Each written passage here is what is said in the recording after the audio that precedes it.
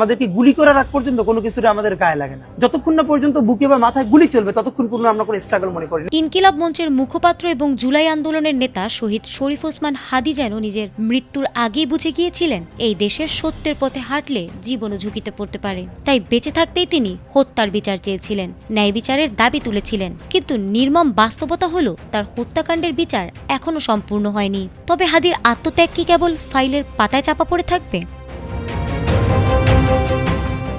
গত বছরের 12 ডিসেম্বর ঢাকা পুরানা পল্টনে হাদি হত্যাকাণ্ডের ঘটনা ঘটে। পরে মামলায় 17 জনকে আসামি করে চার্জশিট দাখিল করা হলেও তদন্ত নিয়ে জনমনে নানা প্রশ্ন ও উদ্বেগ তৈরি হয়েছে।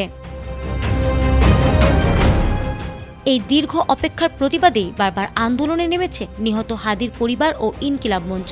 গত বৃহস্পতিবার তারা অন্তর্বর্তী সরকারের প্রধান উপদেষ্টার সরকারি বাসভবন যমুনার সামনেও অবস্থান কর্মসূচি পালন করেছেন।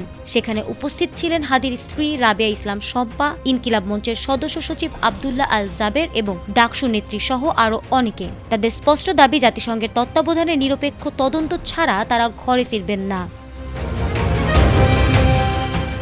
হাদির হত্যাকাণ্ডের নিরপেক্ষ বিচার নিশ্চিত করতে এবার আন্তর্জাতিক তদন্তের পথে এগোচ্ছে অন্তর্বর্তী সরকার। আর এ প্রেক্ষাপটে সরকার জানিয়েছে, হাদি হত্যাকাণ্ডের আন্তর্জাতিক মানের তদন্ত নিশ্চিত করতে জাতিসংঘের মানবাধিকার বিষয়ক হাই কমিশনারের অফিসকে প্রস্তাব পাঠানোর সিদ্ধান্ত নেওয়া হয়েছে এবং যত দ্রুত সম্ভব এই প্রস্তাব দেওয়া হবে বলে সরকারের পক্ষ থেকে জানানো হয়েছে। প্রধান উপদেষ্টার প্রেস সচিব শফিকুল আলম বৃহস্পতিবার রাতে এক বার্তায় এই বিষয়টি নিশ্চিত করেছেন।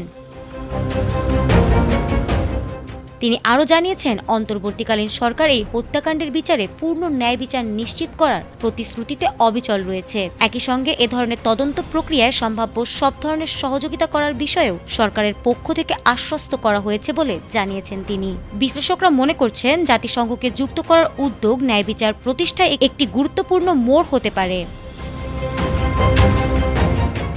ফারহানা হক, এটিএন বাংলা।